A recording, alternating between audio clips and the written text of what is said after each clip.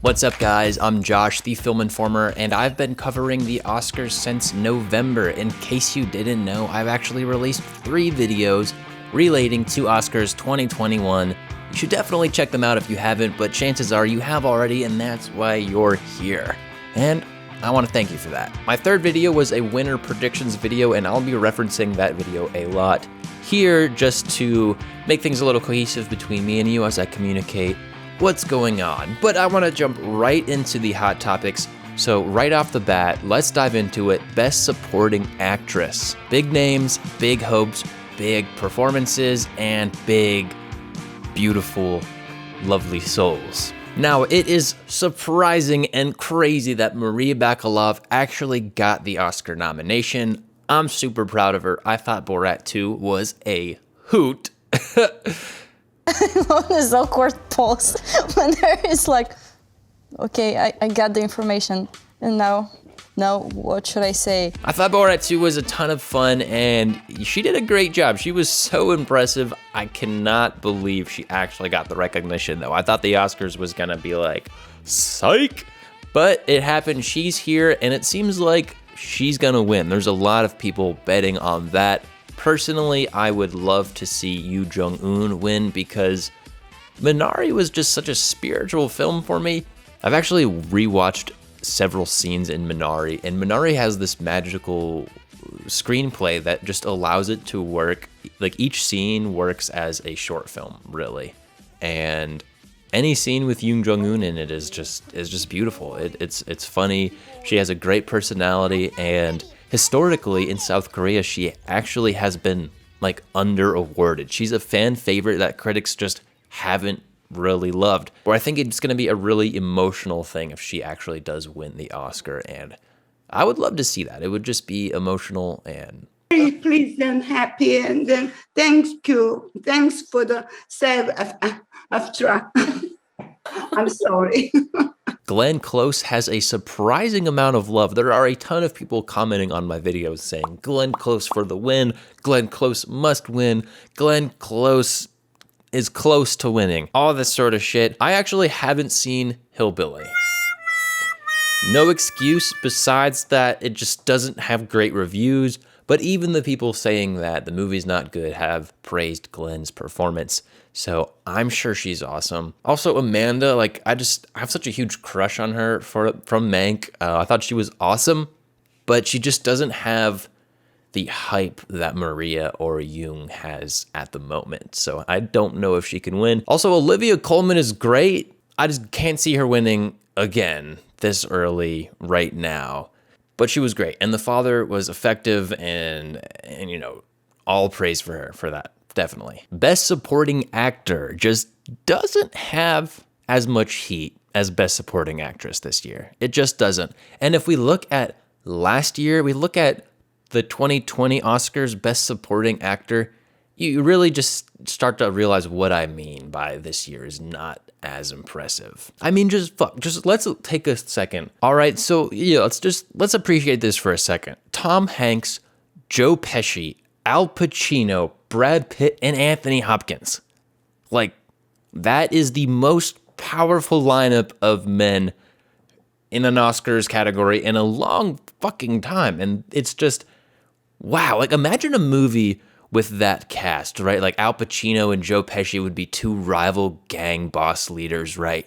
Brad Pitt would be working for Tom Hanks in, like, the FBI or some shit, and he'd be, like, an undercover agent working under Joe Pesci, and Anthony Hopkins would be like Brad Pitt's disappointed father who has dementia and just can't remember where the fuck he put his watch. I'd watch that movie. It'd be directed by Scorsese. Roger Deakins cinematography. It's gonna win all the fucking Oscars. But yeah, if we look at this year, right, we have Daniel Kaluuya, who is gonna win.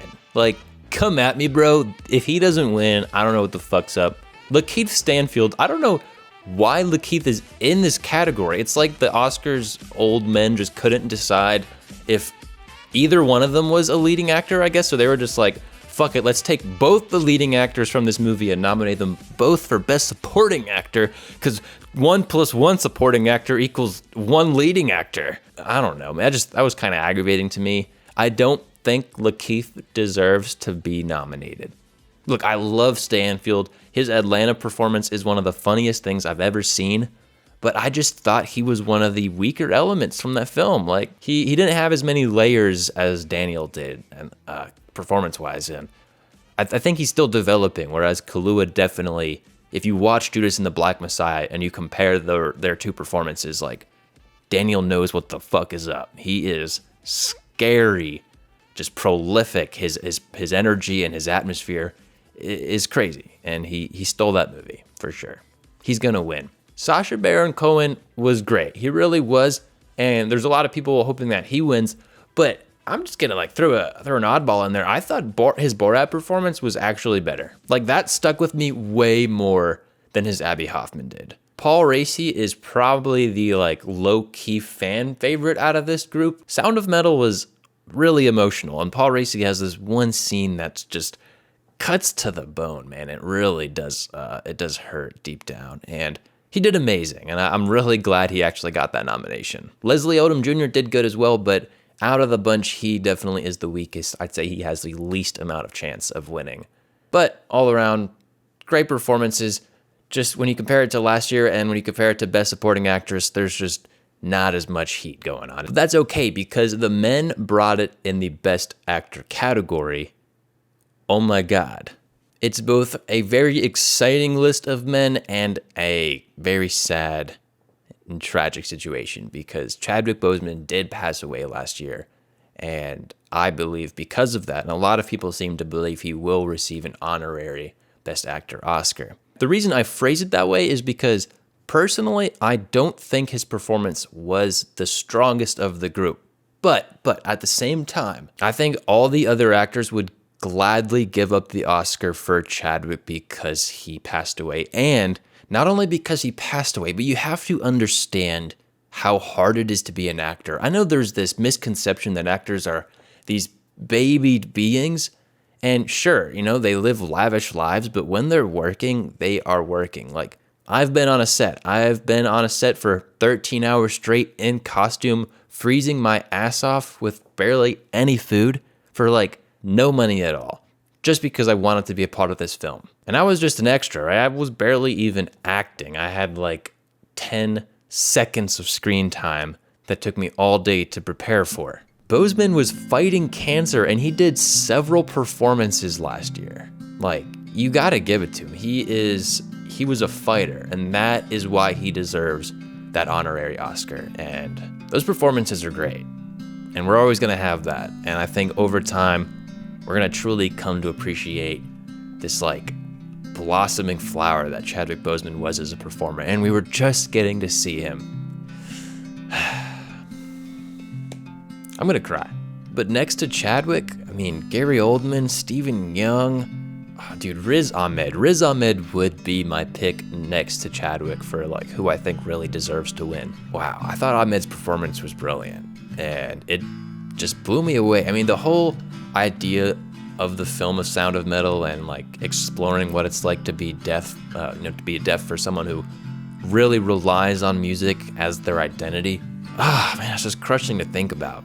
Best Actress also has some heat. I want to say it's a lock for Carey Mulligan. I really want to say she's just taking it home because she's been in the spotlight a lot. Andra Day did win the Golden Globe, but I'd be really surprised if Andra pulled through with the Oscar. I think Mulligan sort of has it locked down. I could be wrong. I'm not willing to bet money on this one. I'd also be really happy if Frances McDormand came in and stole the cake, because Nomadland is incredible. I mean, there's so many movies that the Oscars are recognizing this year that I have fallen in love with, and Frances McDormand pretty much just leads Nomadland with her fierce energy, and I love her. I'd be so happy if she won, but I think Mulligan's got it. Best Director would be next on the list of just heated categories in the Oscars this year. I'm super glad Thomas Vinterberg got a nomination for another round. He's a Denmark director. I'm so glad the Oscars are recognizing foreign movie makers and actors, and it's like, I'm just so happy the Oscars is going this direction. I think another round is a lock for Best International Film, though I will say Best Director seems to be a lock for Chloe Zhao after she won the Golden Globe, and just all the hype she's been getting, all the awards she's been winning. Nomadland is, for those who haven't seen it, it's a fierce blend of fictional storytelling with actual real nomads and people who are living this American experience on the road, either because they chose to or because of circumstances that are out of their control. They can only afford to live on the road. It's a very simple film. It uses a lot of natural lighting, a lot of just landscape shots of the desert and you know, where these nomads exist. And it's deeply personal, and it's important for America. It's a cry to the American system and to the politicians to say, hey, look, there are people suffering, there are people drowning, Americans, you know, older Americans even, just people in their senior days who can't afford retirement, and what these people are being forced into.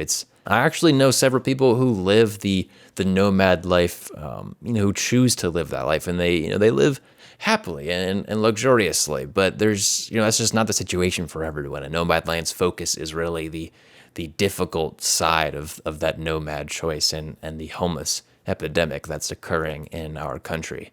But as Frances McDormand's character says, she's not homeless because she has a van, so she has somewhere to call home. And it's that sort of perspective that this film explores, and it's so emotionally satisfying and rewarding. And I think because of that, and because of all the recognition Nomadland's been getting, it's going to be the big winner of the Oscars this year. I see it taking home Best Picture and a couple other categories. You are one of those lucky people that can travel anywhere. Yes, ma'am, I know. And they sometimes call you nomads. Now, if Chloe did not win Best Director, I really think Emerald Fennell would take the cake because of, again, just all this attention Promising Young Woman's got, and it's become a real favorite for the people this year, and for good reason. It's an exciting film, definitely something worth watching. Mulligan is fierce. The direction of the film is fierce. I'm sure you've probably heard what it's about already because it just has that sort of big dick energy that everyone's gonna hear about it eventually. But my second choice personally would probably be Lee Isaac Chung, because Minari was just way more personal of a film and way more spiritual for me. It really, you know, was emotionally rewarding on another level than Promising Young Woman, which was more of an exhilarating, entertaining performance. Just, it doesn't really stack up to Minari for me. And I also thought that it was cool how Minari was, in a way, an autobiography from Chung. Oscars 2021 is really important. And I think there's a lot of people shrugging it off who just piss me off, because it was hard last year to access a lot of these movies. It was hard to even find out about these movies coming out because of the shift in focus of media last year, and just the lack of successful marketing for a lot of these films. It's because of that I think it's so important the Oscars did a good job this year, and they really fucking did. I mean, I'm so glad Sound of Metal got the nominations it did. Judas and the Black Messiah got recognized well enough. It deserved all that. Minari, Promising Young Woman, Nomadland. I really loved all the films they chose to recognize. If you look at my top 10 favorite of 2020, it's actually completely similar to what we're seeing at the Oscars, though I will say my list came first, so Oscars, I'm available, bro. Come hire me, let's go. It was courageous for studios and filmmakers to choose to release their film last year. So I just want to thank all of these filmmakers and all of these studios who did the courageous thing and released the film. Even though there was a limited release, limited amount of people coming to see the films, they still put it out there, and I needed that distraction from reality last year, so thank you. I'm really looking forward to the Oscars, April 25th. I'll be watching probably the recap highlight after it's over, because it's a lot of bullshit usually. I'm there for the results. Gotta see how good I did this year. It's 2021, everything's on the internet. Our money's on the internet, our identities are on the internet, and VPNs protect all of that as well as granting us access to Netflix from around the world. Everyone needs a VPN. It's only like $50 for 3 years. Sign up using my link. I get a little revenue kickback. It helps both of us. Thank you so much. Please like, share, and of course, subscribe to the channel. Thank you guys so much. I'll talk to you guys soon.